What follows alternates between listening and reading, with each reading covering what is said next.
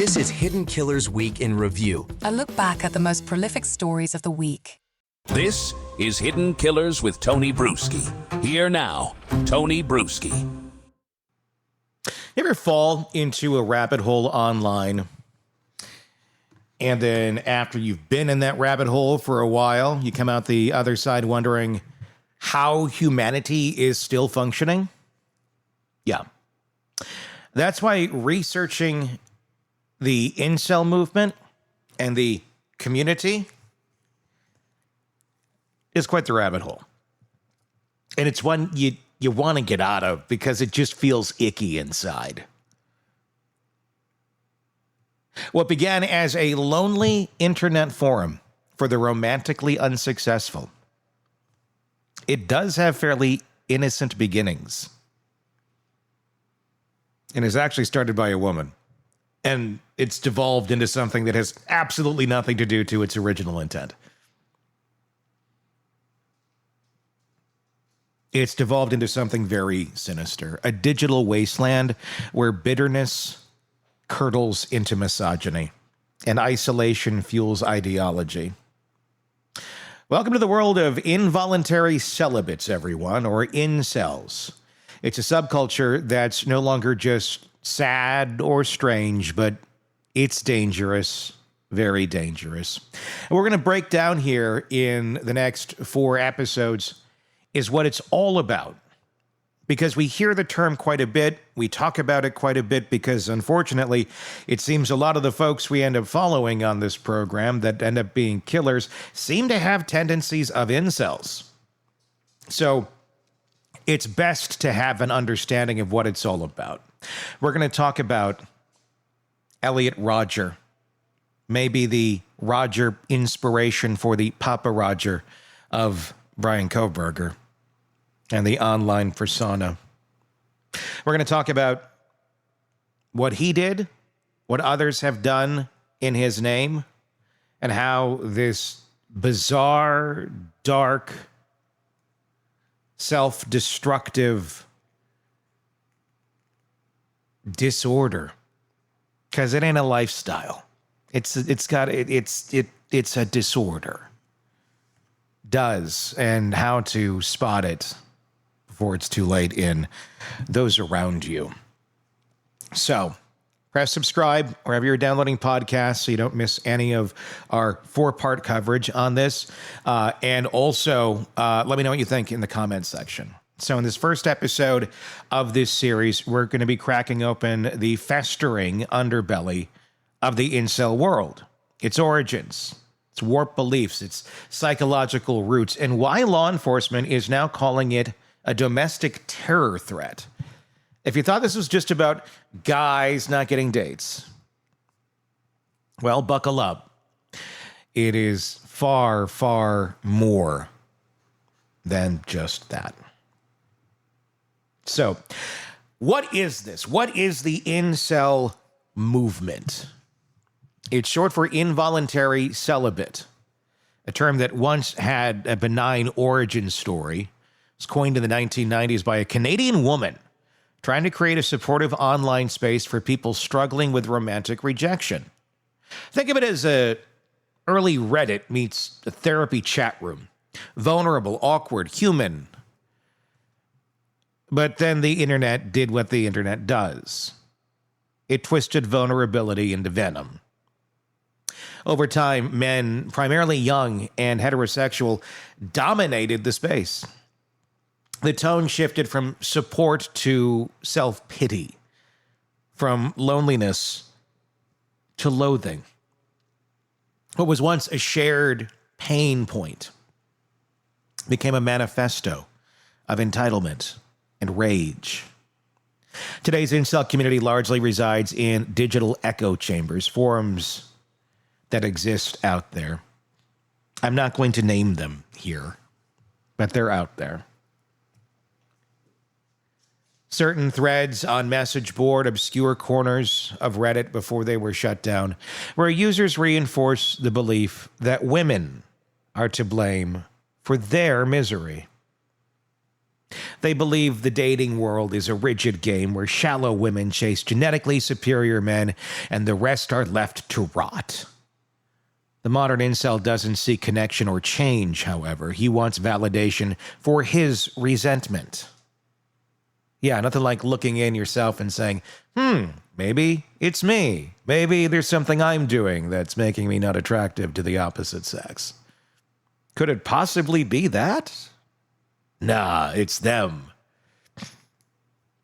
It's a very infantile way of thinking. So, the incel worldview, it operates like a dark fantasy novel, complete with its own terminology. You ready for this? The term Chad, a conventionally attractive, confident guy who seemingly has unlimited access to sex and affection. This is from the incel's perspective of what they think they're seeing out there. Then there's the Stacy, the blonde bombshell archetype, who incels see as shallow, manipulative, and sexually available only to Chads. The incel, meanwhile, casts himself as the tragic anti-hero, kind, intelligent, and invisible. They speak of normies with disdain, viewing average people who engage in successful romantic relationships as deluded sheep. And then comes the black pill, the philosophical backbone of inceldom. Unlike the red pill popularized by men's rights activists as a supposed awakening to society's feminist lies, as they say, the black pill is nihilistic. It's the belief that nothing can ever improve. That no matter how much self-work you do, your fate is sealed by your jawline or your height. It's predestination in a basement is basically what it is. Taking the black pill means giving up on self-improvement. It's a descent into fatalism. It says you're doomed and your women and women are your worst enemy. You know, a real healthy outlook on life. The incel identity could have remained a sad corner of the internet, but over the last decade, it's evolved into something far more disturbing. As those platforms like Reddit and YouTube crack down on overt hate speech, incel communities became more insular, more radical. These aren't just forums for venting anymore. They're breeding grounds for resentment, contempt, and in some cases, violence. The shift towards extremism came in waves. Initially, the language was passive-aggressive, you could say. Women were hyper-glamorous or gamorous, always dating up. Irrational, or only attracted to status. But slowly, the darker tone took over. Posts began glorifying violence against women, praising mass shooters like Elliot Rodger, who we'll get into in just a little bit, and fantasized about a dystopian world where sex is rationed and women are punished for choosing partners. The language became militarized, basically, calling for an incel rebellion. References to a beta uprising, a culture of martyrdom emerged, where men who committed acts of violence were hailed as heroes. Elliot Rodger wasn't just a killer, he was canonized. This wasn't frustration anymore, it was ideology. And that's dangerous. When you take some sort of anger or hate or view of a slight, as a lot of it would start, and you never look at yourself. You never look at, well, how can I live a better life? How can I make things work out better for me? But that black pill culture is what they live on. There is no self-improvement. It's everyone else is wrong and I'm right. And that's it. Eventually, you would think people would snap out of that and maybe want to improve, or others choose to destroy. And that's where you get the Elliot Rodger or the Brian Koberger. It's easy to characterize incels as greasy teenagers shouting into the void, but the psychology is a lot more complicated and deeply troubling. According to mental health studies, many incels struggle with severe depression, anxiety, and feelings of social rejection. One study found that nearly 20% of incels experience daily suicidal ideation. That's not a red flag. That's a 5-alarm fire. Neurodivergent traits are also overrepresented. A significant number of incel forum users exhibit signs of autism spectrum disorder, social communication difficulties, and anxiety disorders. This doesn't excuse the ideology, but it does explain why many members struggle to form social bonds and experience isolation and gravitate towards more rigid belief systems. The most important psychological factor, though, is what researchers call aggrieved entitlement. It's the belief that these men are owed love, affection, and sex, owed it. And that the denial of these things is not just unfortunate, but unjust. It's not just self-pity, it's perceived injustice, and perceived injustice is a powerful motivator, especially when it finds community and reinforcement. Incels believe women hold all the sexual and romantic power in modern society. That power in their eyes is not earned, but stolen. So instead of viewing women as equals or even as individuals, they become villains in a rigid system. This cognitive distortion, combined with a lack of healthy social interaction, it creates a feedback loop of resentment, basically. So how does someone go from a sad sack with a blog to a domestic terror threat? The product of radicalization within incel forums is disturbingly predictable. It starts with isolation, maybe from trauma, bullying, or mental illness, or a combination of it all. The person seeks connection online and finds others who feel the same. And instead of being challenged, their beliefs are validated. Instead of being guided to help, they're given ideology. And once inside the bubble, every bad date, every job rejection, every slight becomes evidence of a conspiracy against them. The posts they read glorify men like Elliot Rodger and Alec Minison. These aren't cautionary tales. They're role models to them. Every time another man commits a violent act and leaves behind an incel-flavored manifesto, the forums light up like it's the 4th of July. Memes are made. Acronyms like ER, Elliot Rodger, are thrown around as slang. The internet makes a martyr of a murderer. The rhetoric escalates. Members go from passively consuming hate to producing it. They write fantasy stories about killing women. They plan hypothetical attacks. They fantasize about legislation that would force women to have sex with them. Because that's how it works. Legislation, guys. Go for that. It's not just unhinged. It's a breeding ground for real-world threats. Authorities were slow to act on the threat of incel violence because for a while, who took internet nerds seriously, right? But then the bodies started piling up. After Elliot Rodger murdered 6 people in Isla Vista in 2014, Alec Minison drove a van through a crowd in Toronto, killing 10.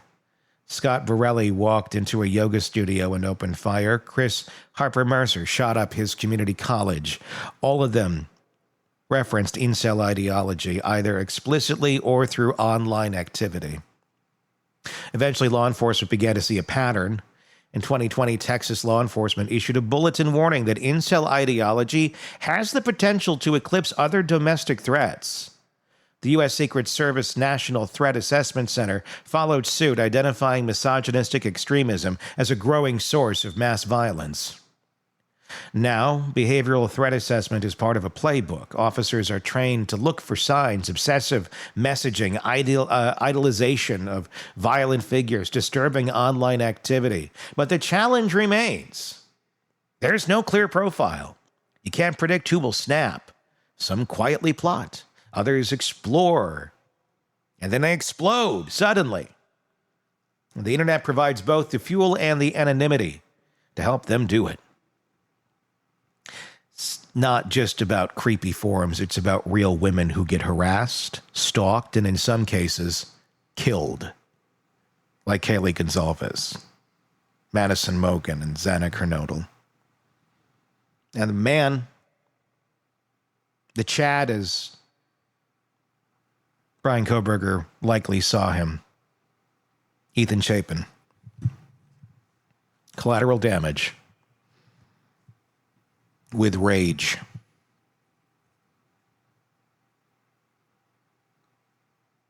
Now these folks normalize this hate under the guise of free expression. It's about the boys in high school reading these forums instead of talking to a counselor. It's about the social shrug we give to male loneliness until it turns violent. Incels don't exist in a vacuum. They're the product of a culture that shames males' vulnerability but rewards dominance. They emerge from childhoods where emotions were either ignored or punished. And when they hit puberty and encounter rejection, there's no toolkit for how to cope. And they turn to rage and Reddit. Fixing this isn't just about deplatforming or calling people out. It's about addressing the underlying issues that incubate incel ideology. If you want it to change, you got to look at what is causing this. And that means serious investment in mental health for young men. It means reshaping how we talk about masculinity, not as dominance or stoicism, but as resilience, empathy, and connection. It means creating real-world alternatives to online radicalization, mentorships, peer support, actual inclusive sex education. It also means not looking away. The more we pretend this is just a fringe internet noise, the more we allow it to grow. The incel community thrives on neglect. They believe no one understands them and society doesn't care. So, let's try and understand the threat they pose. And by cutting off the pipeline that feeds it. So yeah, this isn't just about guys who can't get dates. It's about ideology, mental illness, misogyny, and violence all stirred together into a toxic stew and served cold on anonymous message boards. Now that we've peeled the lid back, we get a better idea of what's inside. In our next episode, we're going to walk through the case that made the world take notice.